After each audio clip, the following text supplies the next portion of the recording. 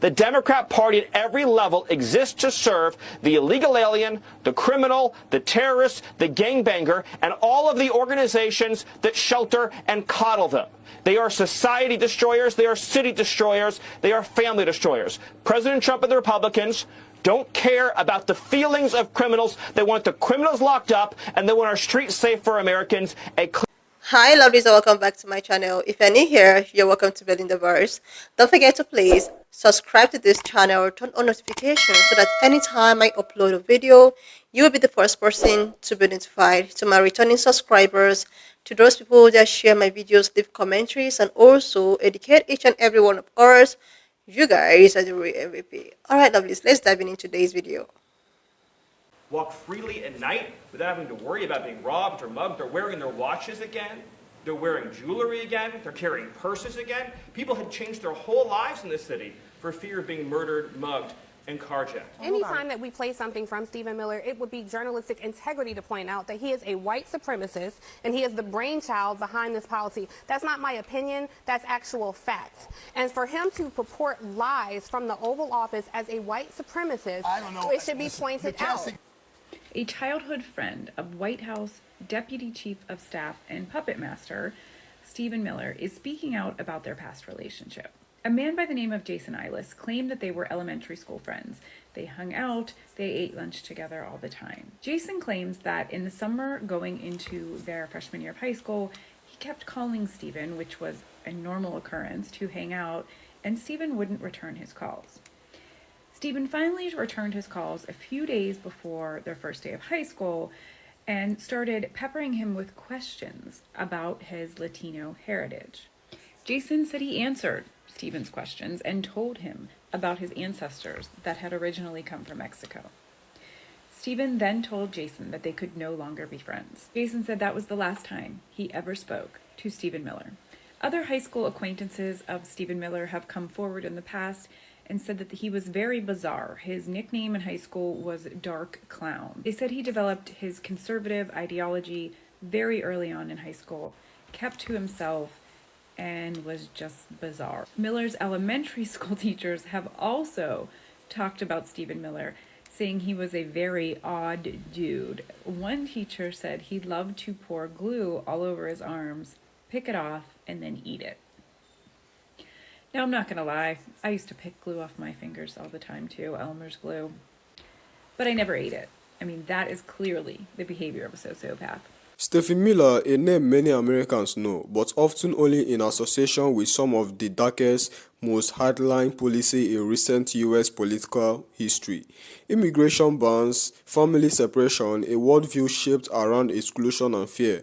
But today, what is making headlines isn't just his public role in Trump White House. It's a voice from his past, a childhood friend who says he got a front row seat to Miller's transformation. Jason Ellis, a Latino man who says he was once close friends with Miller, describes their early years as fairly normal. They ate lunch together, they hung out, they were by all appearance just two kids trying to navigate childhood. But then something shifted. Going into their freshman year of high school, Jackson kept reaching out just as he always had. Except this time, Miller wouldn't return his calls, and when the two finally connected again, Miller had questions. Not questions born of curiosity or friendship, questions aimed at Jackson's heritage, his Latino roots, his family's history in Mexico. Jackson says he answered honestly. He told Miller about his ancestors, where they came from, and Miller's response, that they could no longer be friends just like that. A friendship ended, not over an argument or misunderstanding, but over ethnicity, over identity, over race. This story is striking not just because it's a personal betrayal for Jackson, but because it gives a glimpse into how early Miller's worldview hardened. It wasn't something that came in college. It wasn't simply the influence of conversative authors or political mentors later in life. According to these accounts, it was there slimly as early as high school, and Jackson isn't alone in painting a strange picture of Miller's adolescence.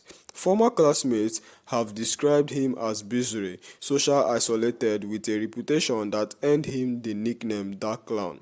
He wasn't the class clown in the traditional sense, the one who cracked jokes for laughs. He was darker, unsettling, the kid who seems out of sync with the rest of the school.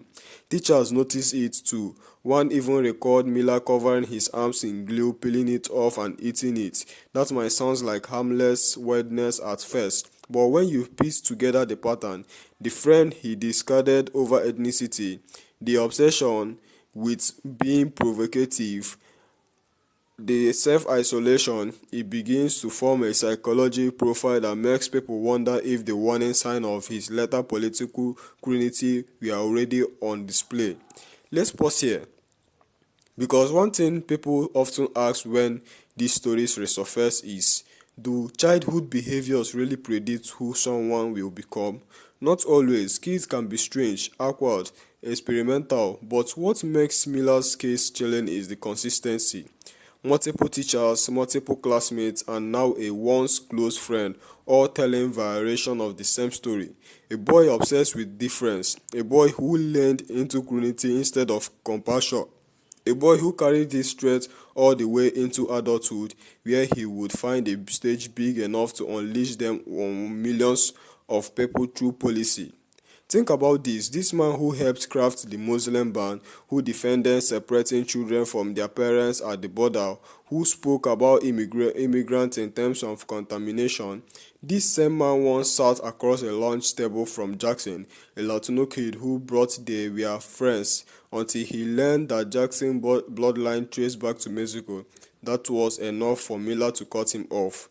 It's not just a personal story, it's a microcosm of Miller's ideology. On a small scale, he rejected a friend over ancestry. On a large scale, he sought to reject entire population over ancestry. The true line is disturbingly clear.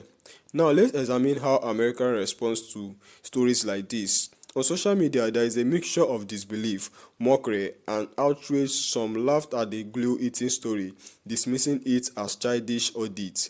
Others see the Dark Clown nickname as a fitting foreshadowing of the personal Miller would later embrace, the architect of darkness with U.S. policy. And then there are those who take it as a lesson in vigilance, reminding us that extremist ideology doesn't emerge from nowhere. They are cultivated, sometimes in the silence of childhood, in the isolation of adolescence, and then sharpened by ideology in adulthood.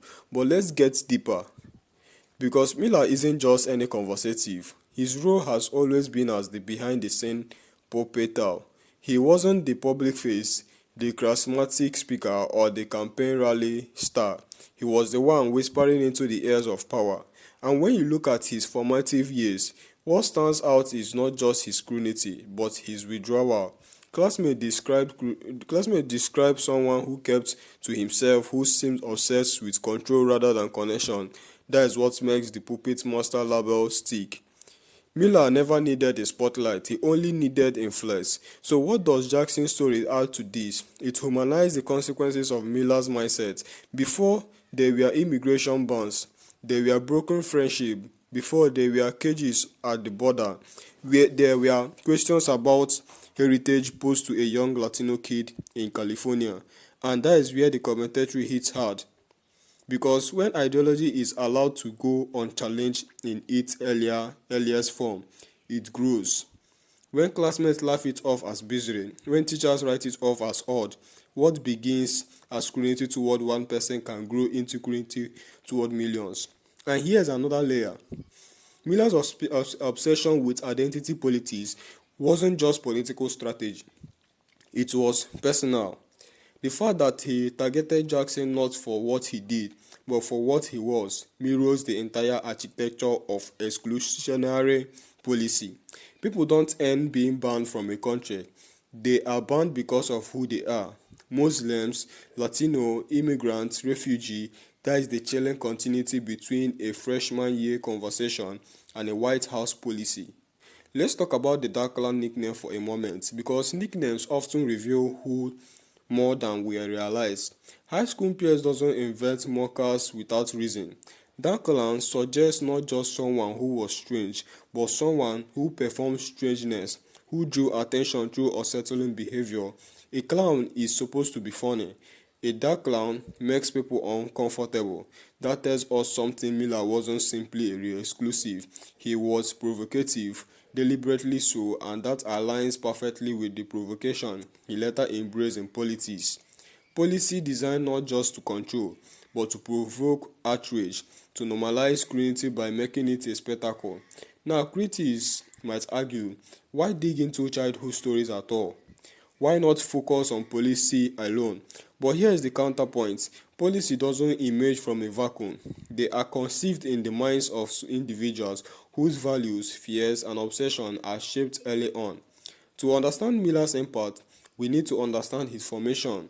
Jackson's story isn't gossip, it's insight into how the man behind some of the hardest policy in modern America came to be. And let's not overlook the cultural angle here. For Jackson, being rejected over his Mexican heritage wasn't just a personal slight, it was a reflection of something many Latinos in America face: a suspicion, a questioning, a demand to explain their roots in order to be accepted or rejected. That Jackson experienced this not from a stranger, but from a close friend, amplifies the betrayal, is a micro-level enhancement of the macro-level discrimination Latinos have faced in America for centuries. As this story circulates, Americans react to predictable but telling ways. Some shake their heads and say, well, we already knew he was strange. Others dig deeper, asking what this says about Americans' tolerance for cruelty disguised as policy. And still, others connect it to the broader theme of how white supremacy doesn't only wear a hood or wave a flag. It can sit quietly in a classroom, wearing a shrink, asking questions about heritage before deciding whether you deserve friendship. So when we hear about Miller pouring glue on his arms, peeling it off and eating it, maybe it's easy to laugh. But when we zoom out, these antidotes add up to something more serious: a portrait of a young man detached from empathy, more fascinated with provocation than connection, more invested in difference than in common ground. That detachment, when given power, can become devastating. Jackson's story is just one piece of the puzzle, but is a piece that resonates. It shows that Miller's ideology wasn't just learned, it was lived. It wasn't just a political strategy, it was personal conviction.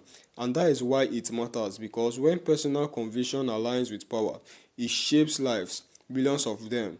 So yes, Stephen Miller's high school classmates called him that clown. Yes, his teacher remembered him as Bizarre.